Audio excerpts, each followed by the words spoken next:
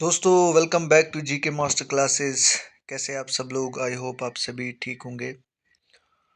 तो आज हम इस सेशन में बात करेंगे top MCQs on modern history, part third है। इससे पहले हमने 2 पार्ट अपलोड किए हैं। जिन दोस्तों ने वो नहीं देखे तो मेरी रिक्वेस्ट है, आप ज़रूर उन लेक्चर सीरीज़ को देखिए। बहुत अच्छे एमसीक्यूज मैंने वहाँ पे भी डिस्कस किए हैं, एग्ज़ाम ओरिएंटेड हैं और आप ज़रूर देखें। मैं बार बार रिकमेंड करूँगा आपको कि उन लेक्चर को ज़रूर देखें, क्योंकि मॉडर्न हिस्ट्री के रिपीटिंग क्वेश्चन मैंने यहाँ पे और अच्छे सोर्स से, ऑथेंटिक सोर्स से मैंने यहाँ पे लाए हैं आपके लिए। और इस वीडियो में भी 20 एमसीक्यूज़ रहने वाले हैं और 20 एमसीक्यूज़ के साथ ऑलमोस्ट हम 30 to 40 चीज़ें एक्स्ट्रा डिस्कस करेंगे, सो दैट आपको कम टाइम में ज़्यादा से ज़्यादा इंफॉर्मेशन मिले। ठीक है, तो एक और अनाउंसमेंट मैं यहाँ करने वाला हूँ। मैंने कल भी ये बात की थी। एक जम्मू कश्मीर का जो एमसीक्यूज़ बेस्ड मैंने पीडीएफ बनाया है, जो ऑलमोस्ट 150 पेजेस का है। उसमें जम्मू कश्मीर हिस्ट्री के एमसीक्यूज़ हैं, जम्मू कश्मीर ज्योग्राफी के हैं, जे&के रीऑर्गेनाइजेशन के हैं, टूरिस्ट डेस्टिनेशन पे एमसीक्यूज़ हैं, ग्लेशियर्स, जितना भी ज्योग्राफी में जो भी आता है, और सॉइल पे एमसीक्यूज़ मैंने वहाँ पे रखे हैं। ऑलमोस्ट वहाँ पे आपको 250 के अराउंड जो है एमसीक्यूज़ आपको मिल जाएंगे, और कुछ हैंड रिटन नोट्स भी वहाँ पे प्रोवाइड किए हैं, जो ऑलमोस्ट ऑल डिस्ट्रिक्ट के बारे में इंफॉर्मेशन वहाँ पे आपको मिलेगी। तो उसकी जो मिनिमम प्राइस मैंने रखी है वो जस्ट 34 रुपीज़ है, और ये प्राइस इसलिए होती है सो दैट उस पीडीएफ की आप लोगों को वैल्यू, अगर फ्री में प्रोवाइड कर देते तो वैल्यू नहीं समझते कोई भी। ठीक है, तो जब आप पे करेंगे 34 रुपीज़ तो आप उसको अच्छे से पढ़ेंगे और आपको बेनिफिट मिलेगा वहाँ से। और जो रिसेंटली एग्ज़ाम हुए थे स्टॉक एक्सटेंट का, उसके बाद एफडब्ल्यूए का, वीएलडब्ल्यू का, और मैक्सिमम वहाँ से क्वेश्चन जो हैं वो एग्ज़ाम में देखने को मिले हैं। तो मैं रिक्वेस्ट करूँगा आप ज़रूर जाएं और आप इस नंबर पे व्हाट्सएप मैसेज कीजिए और आप वो पीडीएफ जो है वो एक्सेस कर लें। ठीक है, इस नंबर पे आप व्हाट्सएप मैसेज कीजिए और वो पीडीएफ जो है आप व्हाट्सएप पे ही आपको विद इन सेकेंड में, जब आप पेमेंट करेंगे तो विद इन सेकेंड में आपको वहाँ पे अवेलेबल हो जाएगी। तो आप लोग इसका प्रिंट आउट निकालिए और हर ऑप्शन के आगे आप खुद से, वहाँ पे मैंने स्पेस रखी है, और हर ऑप्शन के आगे आप खुद से इंफॉर्मेशन वहाँ पे राइट डाउन कर सकते हैं। बहुत हेल्प होगी, मैं बार बार बोल रहा हूँ आपको। बहुत अच्छी वीडियो मैंने बनाई है, बहुत मेहनत के बाद वो पीडीएफ जो है वो बनाई है। ठीक है, तो चलिए आपका टाइम वेस्ट नहीं करेंगे, स्टार्ट करते हैं आज की हमारे जो लेक्चर है। हमारा फर्स्ट क्वेश्चन है, व्हेन वाज आज़ाद हिंद फौज फाउंडेड। आज़ाद हिंद फौज के बारे में आप जानते हैं, जो नेताजी सुभाष चंद्र बोस ने बनाई थी। ठीक है, तो कौन सी डेट को बनाई थी? ऑप्शन है 26 जनवरी 1930, 8 अगस्त 1942, 21 अगस्त 1943, या नॉन ऑफ द अबव। तो इसका जो राइट आंसर है दैट इज 31 अक्टूबर 1943 में आज़ाद हिंद फौज बनाई। पूछा जाता है किसने बनाई, तो याद रखना कि किसने बनाई। मैंने कहा ये नेताजी सुभाष चंद्र बोस जी ने। कहाँ बनाई थी? ये सिंगापुर में, याद रखना, सिंगापुर में। ठीक है, नेताजी सुभाष चंद्र बोस ने। ठीक है, और इन यही नेताजी सुभाष चंद्र बोस थे जिन्होंने दिल्ली चलो का नारा भी दिया था। ठीक है, स्लोगन जो है दिल्ली चलो, दिल्ली चलो।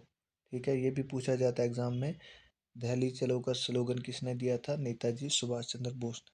ठीक है, तो 3 बातें आपको यहाँ से सीखी। दिल्ली चलो किसने स्लोगन दिया? सुभाष चंद्र बोस जी ने। आज़ाद हिंद फौज किसने बनाई? नेताजी सुभाष चंद्र बोस ने। कब बनाई? ये डेट लिखी है। ठीक है, कहाँ बनाई? सिंगापुर में बनाई। ठीक है, तो ये राइट, मेरे साथ साथ ना आप लोग इसको राइट डाउन कीजिए। ठीक है, और जब ये हिस्ट्री की पीडीएफ आपको मिलेगी तो आप उस टाइम ज़रूर वीडियो देखें, और ये इस स्पेस में आप लोग जो है एक्स्ट्रा इन्फॉर्मेशन लिख लीजिए। इससे बहुत अच्छा बेनिफिट आपको होगा। ठीक है, जब प्रिंट आउट निकालेंगे इस पीडीएफ का। आपका नेक्स्ट क्वेश्चन है, who was not the member of cabinet mission. आपको पता है कैबिनेट मिशन जो है वो कब आया था इंडिया में? मुझे बताएंगे आप? आपका जो कैबिनेट मिशन जो इंडिया में आया था वो याद रखना, ये डेट 24 मार्च 1946 में कैबिनेट मिशन प्लान आया था।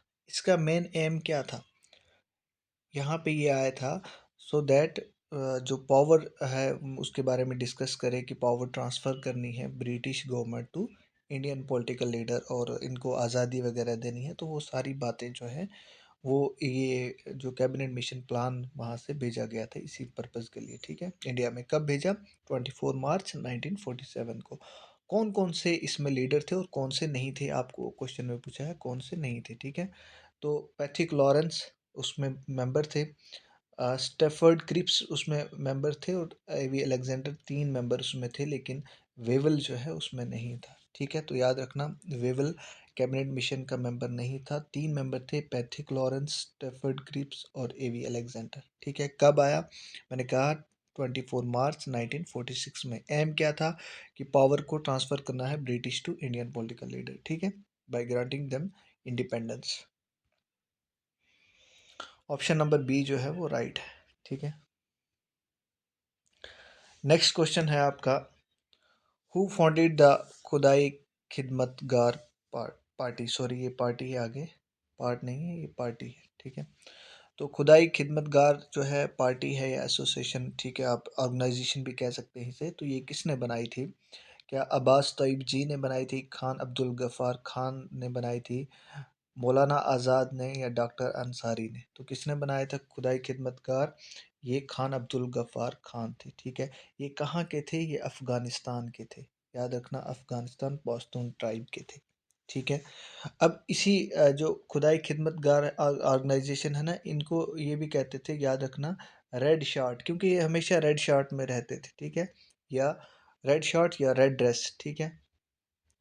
रेड ड्रेस्ड हमेशा होते थे, पूरे लाल कपड़ों में, लाल शर्ट में रहते थे। तो इनका मेन पर्पस क्या था? सोशल रिफॉर्म करना था, सोशल रिफॉर्म ऑर्गेनाइजेशन थी एक्चुअली ये। इसका मेन जो था जो एजुकेशन पे फोकस करना, बाकी ऐसी चीज़ों पे फोकस करना, ठीक है। तो ये कब बनाई थी खुदाई खिदमतगार? 1929 में फाउंड की थी, ठीक है। इतनी बातें इंफॉर्मेशन याद रखना इसमें। 1929 में फाउंड की थी, किसने की थी? खान अब्दुल गफ्फार खान ने, जो कि अफ़गानिस्तान के थे, ठीक है। और उसके बाद इसी खुदाई खिदमतगार को रेड शर्ट या रेड ड्रेस भी कहते हैं। काफ़ी है। नेक्स्ट चलें, ऑप्शन नंबर बी जो है राइट है। आई होप आपको वीडियो अच्छी लग रही है। वीडियो अच्छी लग रही है तो प्लीज़ लाइक का बटन जो है वो ज़रूर प्रेस करें और अपने फ्रेंड्स के साथ भी शेयर करें। बहुत मेहनत लगती है और आपके साथ की, आपके सपोर्ट की बहुत ज़रूरत रहती है। अगर आपका रिस्पांस अच्छा मिलता है तो मोटिवेशन मिलती है कि हम और वीडियो और अच्छा कंटेंट लाएं। अगर आपका रिस्पांस नहीं होता, आप लोग कमेंट नहीं करते, तो मन नहीं करता कि वीडियो अपलोड करें। तो आप अपना रिस्पांस ज़रूर दें, आपके लिए बहुत अच्छा कंटेंट यहाँ पे प्रोवाइड करूँगा, ठीक है, exam oriented. When Gandhiji was arrested in Salt Satyagraha, who took his place as leader of the movement?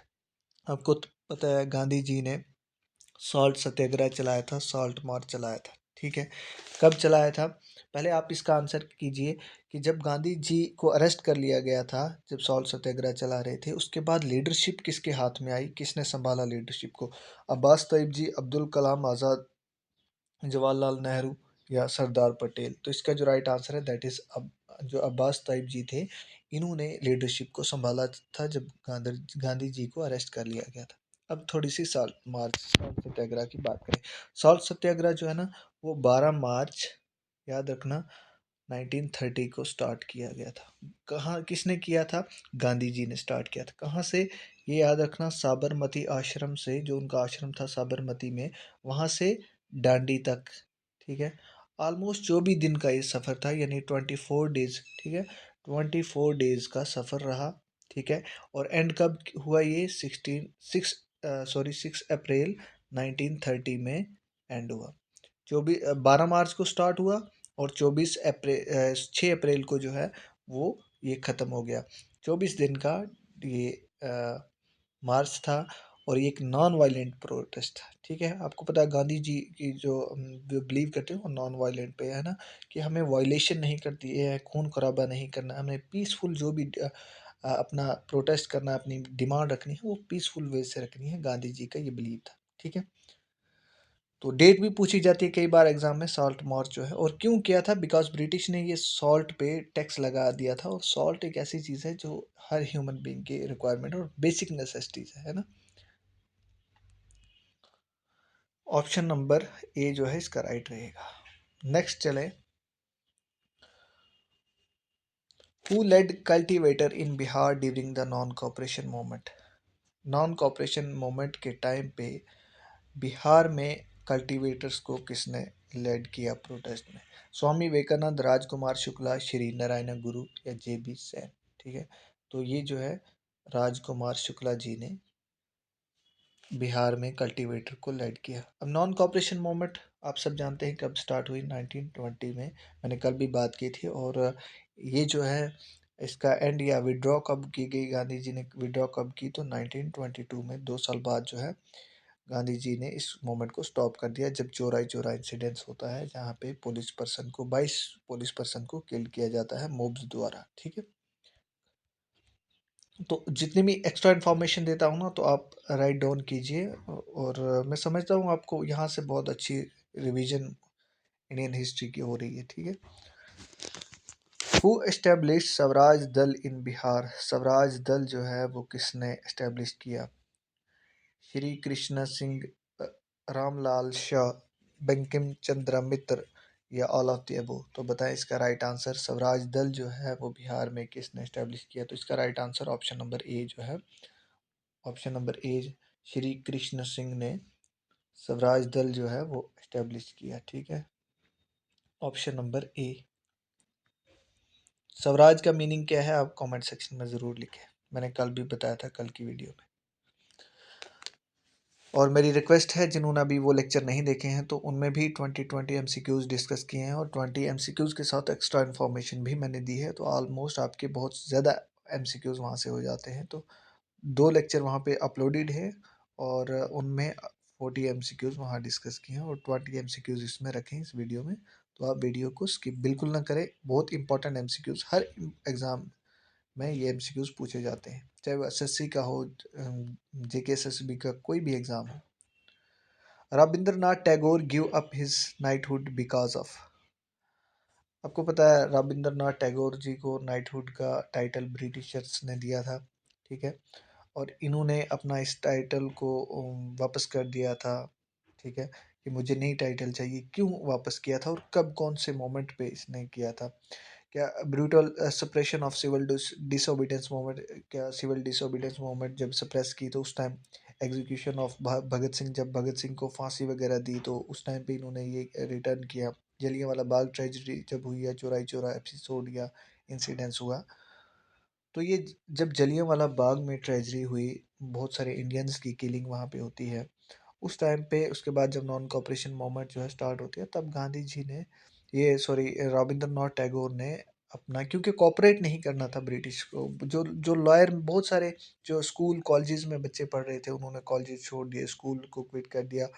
जो लॉयर प्रैक्टिस कर रहे थे, जो जॉब कर रहे थे, बहुत सारे ने ब्रिटिश को छोड़ दिया, बिकॉज उनको कॉपरेट नहीं करना। मूवमेंट का नाम ही था नॉन कॉपरेशन मूवमेंट। तो तब उस टाइम पे रविंद्रनाथ टैगोर ने अपना नाइटहुड का टाइटल भी जो है वो रिटर्न कर दिया, मुझे नहीं चाहिए। ठीक है, गिव अप कर दिया, तो जलियांवाला बाग ट्रेजरी के बाद। ठीक है, नेक्स्ट क्वेश्चन आपका, who was elected as president of all India Khilafat Conference held on 23rd 1919। खिलाफत मोमेंट या खिलाफत कॉन्फ्रेंस होती है 23 नवंबर 1919 को, और इसके प्रेसिडेंट किसको इलेक्ट करते हैं, Mahatma Gandhi, Subhash Chandra Bose, Lala Lajpat Rai, all of the above.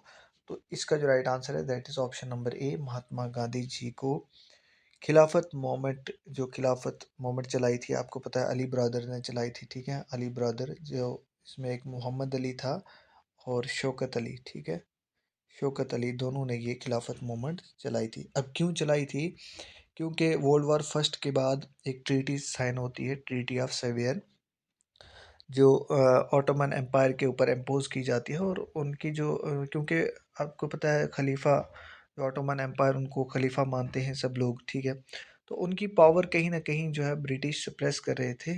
तो ये मांग थी इनकी कि हमारे खलीफा की जो पावर है वो रिटेन रहनी चाहिए, वैसी रहनी चाहिए। तो इसके खिलाफ यहाँ इंडिया में भी जो एक इसको मुस्लिम मूवमेंट भी कहते हैं, खिलाफत मूवमेंट को इंडियन मुस्लिम मूवमेंट, ठीक है। तो ये चलाई थी इंडिया में, ठीक है। और इस टाइम पे गांधी जी को यही खिलाफत मूवमेंट एक ऐसा सिंबल मिला, कि एक ऐसा पॉइंट मिला कि यहाँ पे हम हिंदू मुस्लिम जो है वो यूनाइट हो सकते हैं, ठीक है। और बाद में ये नॉन कॉपरेशन मूवमेंट जब चलाई तो इसमें खिलाफत जो मुस्लिम्स थे, खिलाफत मूवमेंट, उन इन दोनों ने मिलकर नॉन कॉपरेशन मूवमेंट चलाई थी, ठीक है।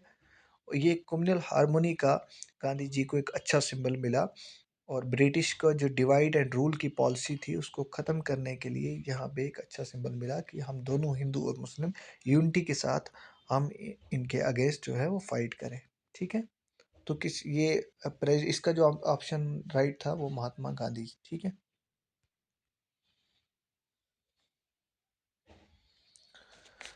Who among the following leader founded the revolutionary organization that Abhinav Bharat Society? That's Abhinav Bharat society. यानी अभी आपको सिंपल पूछ रहा है, अभिनव भारत सोसाइटी जो है वो किसने फॉर्म की थी, किसने फाउंड की थी। अब ये अभिनव भारत सोसाइटी क्या थी? ये एक सेक्रेट सोसाइटी थी जो से इंडिपेंडेंस, इंडिया के इंडिपेंडेंस के लिए काम कर रही थी, बट सेक्रेट सोसाइटी, ठीक है। और ये किसने फॉर्म की थी? ये वी डी सावरकर जी ने। और इनके साथ इनके ब्रदर भी थे, सिर्फ इन्होंने नहीं की थी, इनके साथ इनके ब्रदर भी थे, गणेश दामोदर सावरकर, ठीक है। इन दोनों ने इस सोसाइटी को फॉर्म किया। और इस सोसाइटी का दूसरा नाम भी पूछा जाता है कई बार एग्जाम में, तो इसका दूसरा नाम है यंग इंडिया सोसाइटी, ठीक है। यंग इंडिया सोसाइटी याद रखना, ठीक है। एक सेक्रेट सोसाइटी थी, काफ़ी है। किसने फॉर्म की? वी डी सावरकर ने और इनके ब्रदर ने। अगर उनके ब्रदर और इनका दोनों का नाम हुआ ऑप्शन में तो दोनों आप जाइए, अगर खाली वी डी सावरकर का हुआ तो आप इनके साथ जा सकते हैं। नेक्स्ट क्वेश्चन है, who was the founder of Indian house in London? Indian house in London जो है वो इसके फाउंडर कौन है? श्यामा कृष्णा वर्मा, रास बिहारी बोस, रामचंद्रा, या तारकनाथ दास? तो इसका जो राइट आंसर है that is Shyama ji Krishna Varma. Option number A जो है वो राइट है, ठीक है। इन्होंने ही इंडियन हाउस जो है वो लंदन में फाउंड किया था, ठीक है। Who is regarded as the mother of Indian revolution? Indian revolution की मदर जो है किसको कंसिडर किया जाता है या माना जाता है?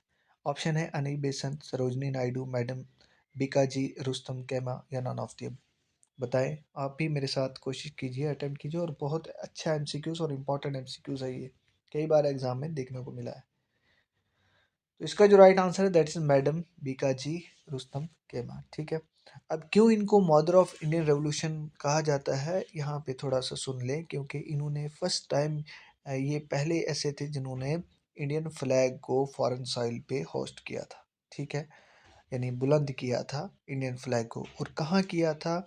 ये जर्मनी में, जर्मनी में एक जगह है वहाँ पे किया था, ठीक है। कब किया था?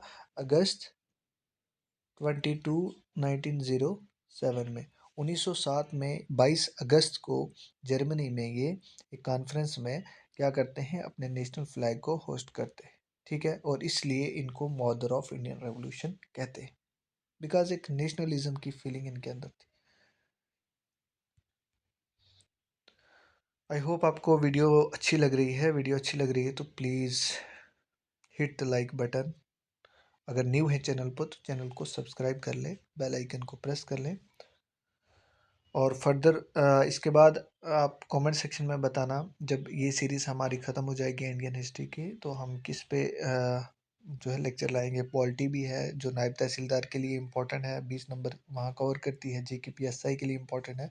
अगर उस पे चाहिए तो कमेंट सेक्शन में ज़रूर लिखें। अगर जे एंड के पे चाहिए तो वो भी बता दें। ई वी एस पे चाहिए, जो भी चाहिए आपको कमेंट सेक्शन में बता दें, ठीक है। Who was the governor general of India during the revolt of 1857? यानी 1857 के रिवोल्ट जो विद्रोह था, जो बगावत थी, ठीक है, उस टाइम पे इंडिया के गवर्नर जनरल कौन थे, ठीक है। Lord Dalhousie, Lord Canning, Lord Minto, या लॉर्ड रिपन? तो इसका जो राइट आंसर है that is option number B, Lord Canning. और यही जब एक्ट पास होता है ना 1850 1948 का जो एक्ट होता है, उसके बाद गवर्नर जनरल की टर्म जो है वो वाइस राय में चेंज कर देते हैं, ठीक है, वाइस राय। अब पहले वाइस राय भी यही बनते हैं, Lord Canning. Last governor general भी यही थे और पहले वाइस राय भी यही बनते हैं, ठीक है। अब लॉर्ड डलहौजी, मैंने कहा था इन्होंने एक पॉलिसी जो है डॉक्ट्रिन ऑफ लैप्स इंट्रोड्यूस की थी, याद रखना। उसके बाद लॉर्ड रिपन की बात करें तो father of local self government है, पूछा जाता है एग्जाम में, father of local self government. लिखा नहीं जाता है तो आप वहाँ पे लिख लें, ठीक है, काफ़ी है। और लॉर्ड मिंटो, आपको पता है मॉर्ले मिंटो रिफॉर्म जो एक आया था, वो आप कमेंट सेक्शन में लिखेंगे, एक्ट भी मॉर्ले मिंटो। नेक्स्ट क्वेश्चन है आपका, when was the new Enfield rifle with greased cartridge introduce in the British Indian army. आपको पता है एक जो हमारा फर्स्ट वॉर ऑफ इंडिपेंडेंस था या 1857 का जो रिवोल्ट था, उसमें जो मेन और इम्पोर्टेंट काज या इमीडिएट काज जिसे कहते हैं वो एनफील्ड राइफल का था, जो ग्रेसेड कार्टेज के साथ इंट्रोड्यूस की थी ब्रिटिश ने। यानी उसमें कहते हैं कि काऊ फैट और पिग फैट से वो बना हुआ था मसाला, और उसको उस राइफल में यूज़ करना पड़ता था, और उसको सबसे पहले दांतों के साथ बाइट करके उस राइफल में डालना पड़ता था, ठीक है। तो ये कहीं ना कहीं जो ब्रिटिश इंडियन आर्मी थी, यानी ब्रिटिश के अंडर हमारे हिंदुस्तान के सिपाही जो थे वो हिंदू भी थे, मुस्लिम भी थे, बोथ कम्युनिटीज़ के थे, है ना। तो जब उन्होंने ये चीज़ सुनी तो उनको ऐसा लगा कि हमारे रिलीजन के साथ जो है वो छेड़छाड़ कर रहे हैं, हमारे रिलीजन के साथ जो है वो गलत कर रहे हैं, है ना। तो हमारे रिलीजन को खतरा है, तो उन्होंने इसके खिलाफ जो है वो मतलब बाइकआउट कर दिया था कि हम जो है वो यूज़ नहीं करेंगे। तो ये ग्रेसेड कार्टेज, आपका क्वेश्चन है कि कब इंट्रोड्यूस की थी, नवंबर 1846, दिसंबर 1856, जनवरी 1857। तो इसका जो राइट आंसर है दैट इज नवंबर 1856 में ये ग्रेसेड कार्टेज जो है वो इंट्रोड्यूस होती है। नेक्स्ट क्वेश्चन है आपका, सॉरी आपको ऑप्शन दिख जाते हैं तो आपको मज़ा नहीं आ रहा होगा ऐसे, sorry for that. Who wrote the Indian war of independence. अब जो 1857 का रिवोल्ट था उसको डिफरेंट नेम्स दिए, किसी ने कहा ये ब्लैक एंड वाइट रेस के बीच में एक जंग थी, किसी ने कहा हिंदू मुस्लिम जो कंस्पायरेसी है किसी ने वो नाम दिया, किसी ने कहा ये इंडियन वॉर ऑफ इंडिपेंडेंस है, किसी ने कहा first Indian war of independence है। तो डिफरेंट नेम्स जो हैं वो डिफरेंट हिस्टोरियन ने इसको दिए, ठीक है। तो ये किसने कहा था, ये बुक किसने लिखी, इंडियन वॉर ऑफ इंडिपेंडेंस? दादा भाई नेहरू ने, रमेश चंद्र दत्त ने, V D Savarkar, all of the above. तो ये जो है वी डी सावरकर जी ने ये बुक लिखी थी, इंडियन वॉर ऑफ इंडिपेंडेंस, यानी इंडियन की जंग जो है वो आज़ादी के लिए।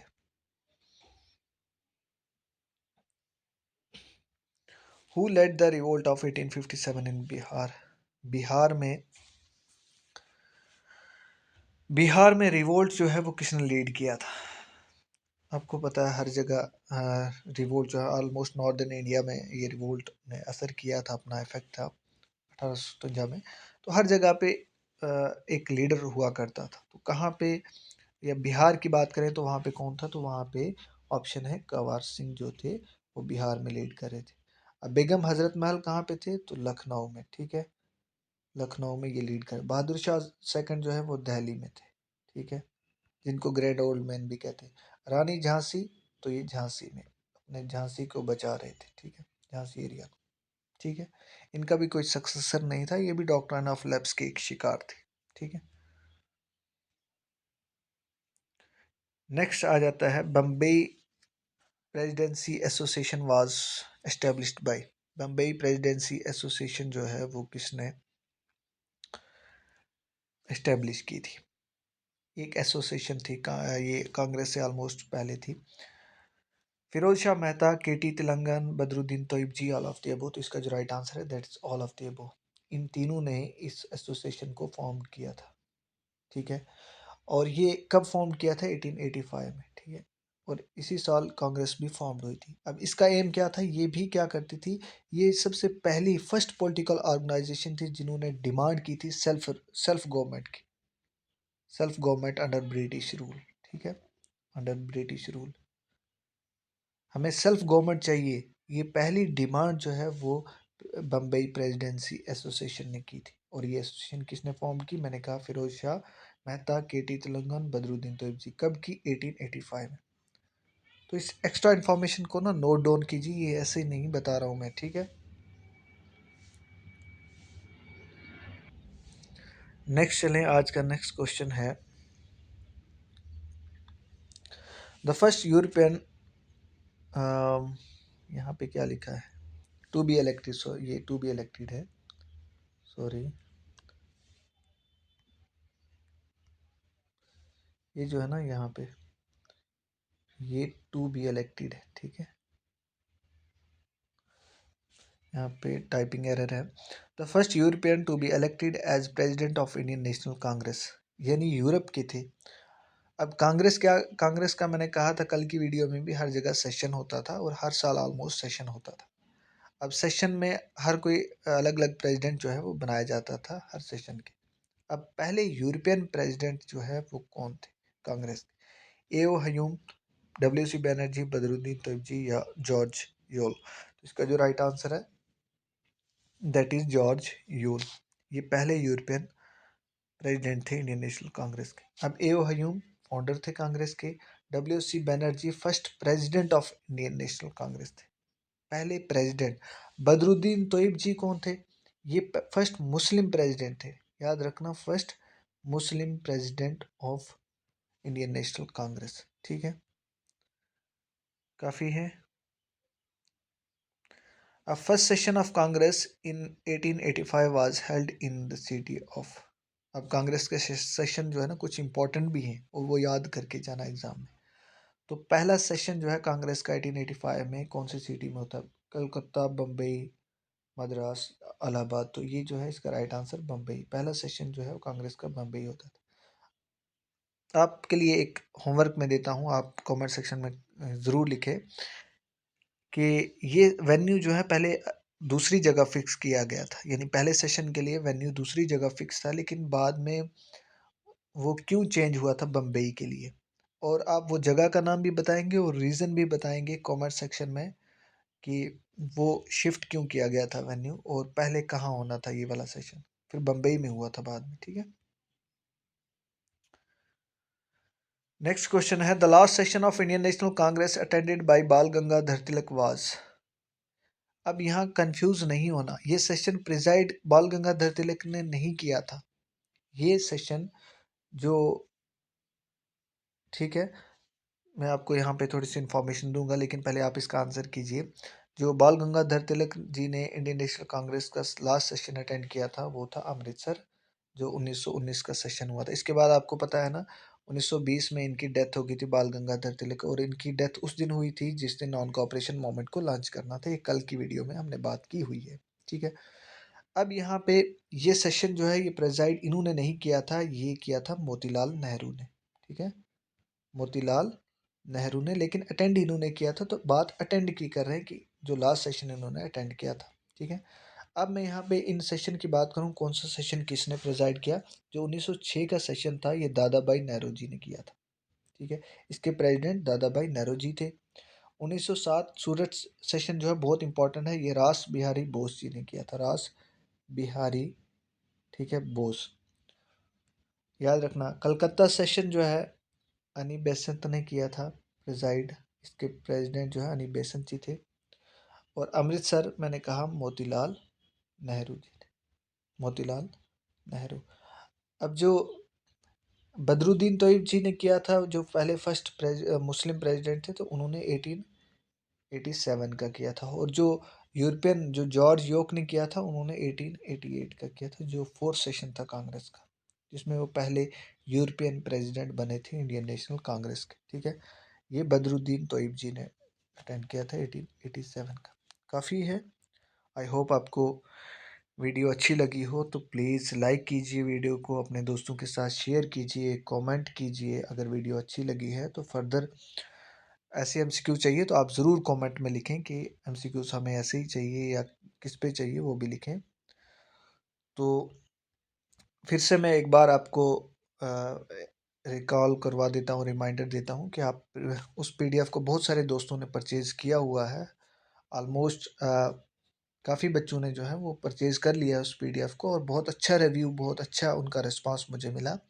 तो जिन दोस्तों ने अभी तक नहीं वो परचेज़ किया है तो उसको ज़रूर परचेज़ करें आप। अभी इस नंबर पे मैसेज कीजिए, व्हाट्सएप मैसेज, और उस पीडीएफ को निकालिए, प्रिंट आउट निकालिए, उस पीडीएफ को लीजिए और प्रिंट आउट निकाल के उसके ऊपर मैंने स्पेस रखी हुई है, आप ऐड ऑन भी कीजिए उसमें, और उसको उससे बाहर आपको कुछ भी एग्ज़ाम में नहीं देखने को मिलेगा। ठीक है, इस नंबर पे व्हाट्सएप मैसेज कीजिए, और जस्ट 34 रुपीज़ एक मिनिमम प्राइस है, और वो इसलिए है कि सो दैट आप उसको पढ़ें अच्छे से, उसकी वैल्यू को, आपको जब आप मनी देते हैं, जब मनी आप पैसा खर्चते हैं तो उसके थोड़ी सी वैल्यू आ जाती है। अगर आप फ्री में लेंगे तो आप उतना स्ट्रेस उतने अच्छे से नहीं पढ़ोगे।